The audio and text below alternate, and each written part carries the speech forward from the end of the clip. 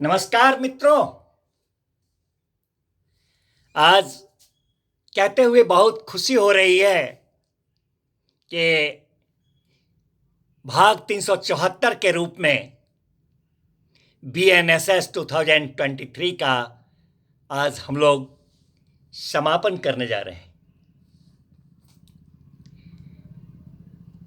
भाग 374 BNSS 2023 में आज हम लोग चर्चा करेंगे BNSS 2023 के लास्ट में जो दो शेड्यूल दिए हुए हैं, दो अनुसूचियां, अनुसूची 1 और अनुसूची 2, उस पर चर्चा करेंगे और इस तरह से इस पुस्तक का आज समापन होगा भाग 374 में। तो देखें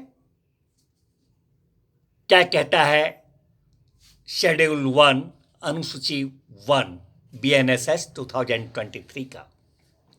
मित्रों, शेड्यूल 1 जो है अनुसूची 1 BNSS 2023 का, वह BNS 2023 भारतीय न्याय संहिता 2023 के अपराधों का वर्गीकरण करता है। इस शेड्यूल 1 में मित्रों 6 कॉलम्स दिए गए हैं। कॉलम 1 में भारतीय न्याय संहिता 2023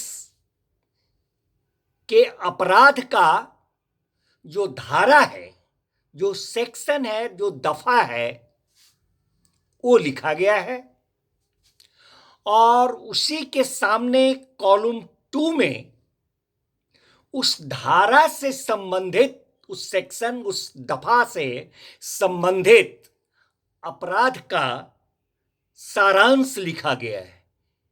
पूर्ण परिभाषा नहीं, बल्कि परिभाषा का सारांश लिखा गया है।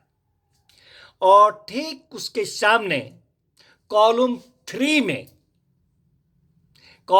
में उस अपराध का जो दंड है, उस दंड को वर्णित किया गया है। और उसी तरह ठीक उसके सामने कॉलम 4 में वह अपराध जो है, वह संज्ञेय अपराध है या असंज्ञेय अपराध है, इस बात को उसमें वर्णित किया गया है। कॉग्निजेबल है वह ऑफेंस या नॉन कॉग्निजेबल है, इसको वर्णित किया गया है। और ठीक उसके सामने कॉलम 5 में, कॉलम 5 में वह अपराध जो है वह बेलेबल है या नॉन बेलेबल है, जमानतीय है या अजमानतीय है, इसका वर्णन किया गया है। और ठीक उसके सामने आखिरी कॉलम 6 है। उस कॉलम 6 में वह अपराध जो है वह किस न्यायालय के द्वारा विचारणीय है, ट्रायबल है, उसका वर्णन किया गया है।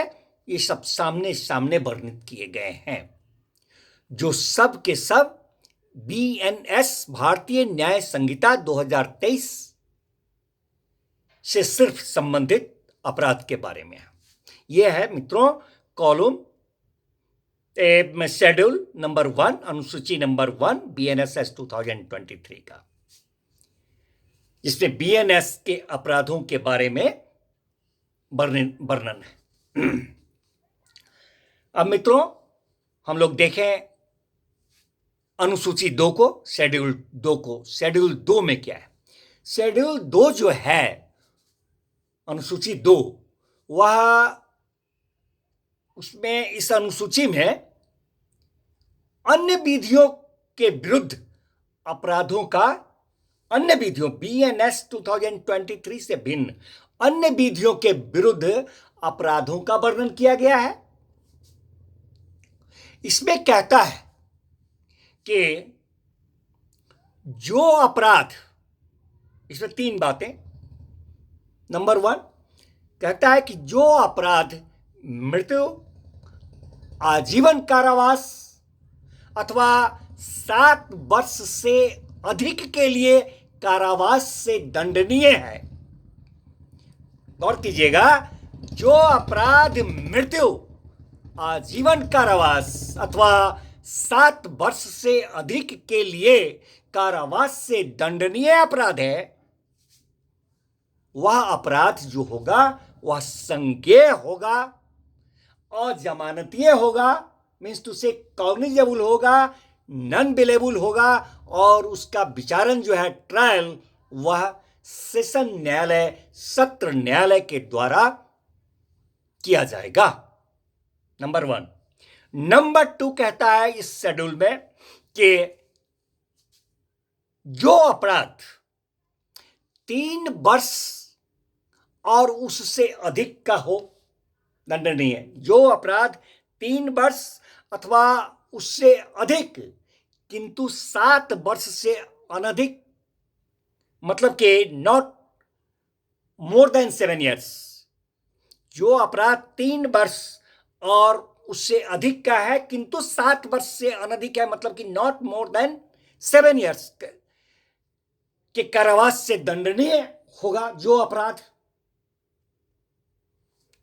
वह अपराध जो है वह भी कॉग्निजेबल होगा, संज्ञेय अपराध होगा, वह भी नॉन बेलेबल अपराध होगा, अजमानतीय अपराध होगा, और उसका विचारण जो होगा वह प्रथम वर्ग के मजिस्ट्रेट साहब के द्वारा होगा, फर्स्ट क्लास जुडिशियल मजिस्ट्रेट साहब के द्वारा होगा। और इसी तरह इसके में तीसरा बात बताया गया है कि जो अपराध 3 वर्ष से कम के लिए, 3 वर्ष से कम के लिए कारावास अथवा केवल जुर्माने से दंडनीय है, तो वह अपराध जो होगा वह नॉन कॉग्निजेबल होगा, वह असंज्ञेय होगा, और वह बेलेबल होगा, अपराध जमानतीय होगा, और उसका विचारण जो होगा वह किसी भी मजिस्ट्रेट साहब के द्वारा किया जा सकेगा। धन्यवाद मित्रों। इस तरह से हम लोग आज BNSS 2023 भारतीय नागरिक सुरक्षा संहिता 2023 जो नया कानून है, जो 1 जुलाई 2024 से प्रवृत्त है, लागू है, जो 25 दिसंबर 2023 को अनुमोदन प्राप्त किया था महामहिम माननीय राष्ट्रपति महोदया के द्वारा, उसका आज इतिश्री करते हैं भाग 374 में। फिर मिलते हैं मित्रों, कंटिन्यू बने रहेंगे नेक्स्ट BNS भारतीय न्याय संहिता 2023 के साथ, अथवा भारतीय साक्ष्य अधिनियम 2023 के साथ, दोनों में से किसी के साथ। तब तक के लिए आज्ञा दिया जाए। त्रुटि हुई हो तो क्षमा करेंगे, पुस्तक से मिलाएंगे, हमें कमेंट करेंगे।